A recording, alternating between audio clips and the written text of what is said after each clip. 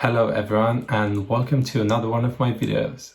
Having taken both online and face-to-face piano lessons within the last 2.5 years, I decided to make this video just to share my experiences with other people, show you what I think are the advantages and disadvantages of online lessons, and hopefully open your mind up for trying at some point in the future. And please don't let anyone tell you that taking online lessons is the right or the wrong decision for you, because we're all different, we have different experiences, we have different circumstances, and we have different preferences. All I'm trying to do with this video is give you a set of factors on which you can hopefully make a decision yourself. In my case, there's only a couple of factors that made my decision very easy, as I'm going to talk about next. It might be different in your case, but I thought it was worthwhile to bring up everything that I could think of so that you can make your own decision.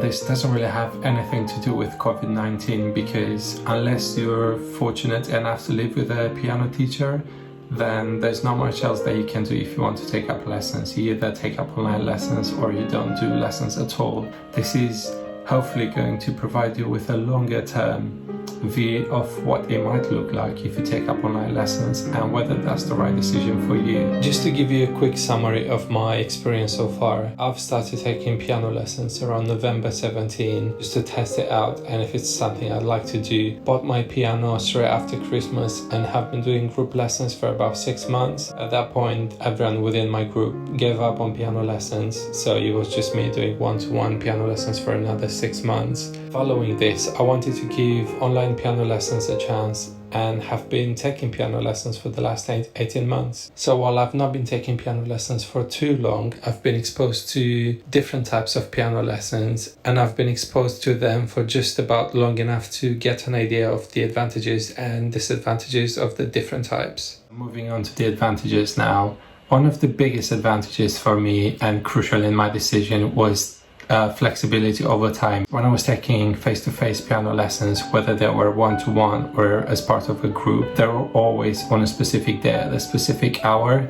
So they would be on Tuesdays. They were for me at 7 p.m, which meant that if I was away or if I couldn't do that particular day because of work, I just had to miss on that session and catch up the next week. Now my flexibility has improved a lot. I tend to take online lessons on weekdays in the evening or on weekends in the morning, midday. Second crucial aspect for me was flexibility over the type of package that you get. When I was taking face-to-face lessons, you couldn't skip a week or you couldn't do anything. You either turn up or you don't. You have to pay for it. Whereas now I could just have 2 sessions a month, other times 3 sessions, or before exams I would have 4 sessions. Thirdly, the teacher that you can work with. Currently I live in Peterborough, UK, which is not really known for its history of bringing out world-class pianists. So I don't exactly have like Julia next to me or the Curtis Institute of Music or whatever. So there's not that many piano teachers that you can work with. So having that flexibility of choosing any piano teacher that does online lessons was a big advantage. Fourth aspect is the time efficiency of taking online lessons. It can take me like 30 seconds to set up, to do my whole setup, which is just placing my laptop on my bookshelf, as I'll show you in a second, as opposed to commuting to your piano teacher or to wherever place you're taking piano lessons in. The fifth, this might only be optional, but is the ability to record lessons if you want to, and just listen to them again. Obviously you have to check with the teacher that they're happy to be recorded. I don't personally record my lessons, but it might be useful for some people to record and listen to that lesson again. 6 is you're always going to have access to the resources that you need. You're never going to forget that book at home, or you don't have that new piece that you want to be studying. So you're always going to have access to your laptop or your books or your iPad, or I don't know, it depends on what you use. And then the last one that I'd like to talk about here is having the flexibility to work with more than one teacher if necessary. Maybe you want to do a consultation with a different teacher. Maybe you're playing 2 different instruments, so then you can use 2 different teachers for that purpose. Once you get used to the setup, it's going to be easy to do anything that you want.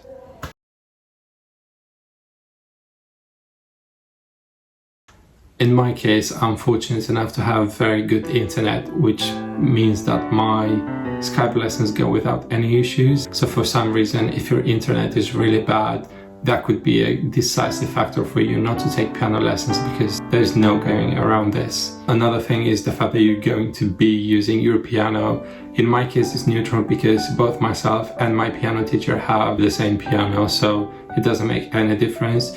But in some cases, your piano teacher might have, I don't know, a Steinway grand piano, and if you have to practice on your digital piano in your lesson instead of a Steinway grand, then obviously that's a negative. But it could also be a positive if somehow your piano is better than your teacher's. Another thing is, it might not be for the very, very, very advanced piano students. Obviously not the case with me, but it might not necessarily be the case, because I know, for example, Josh Wright, he tends to teach a lot of extremely advanced piano students. Some of them are playing concerts with orchestras, so I don't think it's a huge negative. And he was mentioning that even the likes of Sergei Babayan, one of the best pianists in the world, teaches Trifonov, another huge name within the piano community.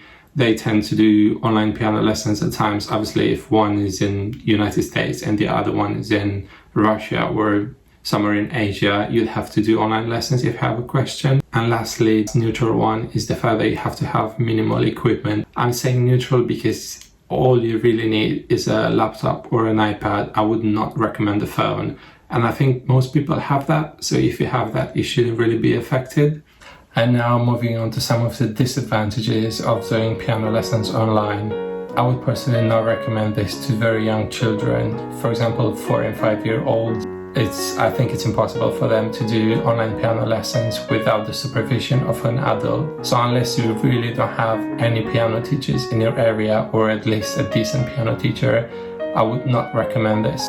However, if you don't have anyone, then it's not the end of the world. You just have to be there for them, because obviously if there's a technical issue, you'll have to deal with it yourself, or you'll have to help out, or they might not have the patience just to sit there with someone to talk to over a laptop. Another disadvantage, it might not be for the very beginners of any age. So even myself, I don't think it would have been the best thing to do online piano lessons from scratch when you literally don't know the notes of the keyboard. I'm not saying it can't be done, I'm just saying it might not be the best case scenario, so I would recommend face-to-face at that point. If you want to be playing lots of duets, for example, no matter how good your internet speed is, there's going to be some latency, so some delays. One thing that you can do about not being able to play duets live is your teacher can record something for you and you can play against the recording. Another reason is sound quality might not be the same, no matter how good technology gets or what microphone you're going to use, what laptop you're going to use. However, I think for most people, this is not going to be a disadvantage. In my case, for example, there's no way that I can say that me playing something bad is due to the fact that the audio quality is not good over Skype. It is because I've not practiced enough, let's be honest. The quality is good enough to improve if you practice. Another factor is the human interaction between two people. It is not the same when you do it over Skype. However, in my case, this did not diminish the personal relationship that I developed with my teacher. We're very good friends. I've been to his live recitals, been to his wedding, and I get along with him very, very well, even with 99% of our interaction being over internet. So it is a factor that's going to impact you in one way or another, but I don't think it's going to stop you from developing a good relationship with your teacher. Lastly is the community aspect. I know that some teachers, for example, have their, Christmas recital with every single student in which they get to play something. So if you do online lessons, you will miss on that community aspect.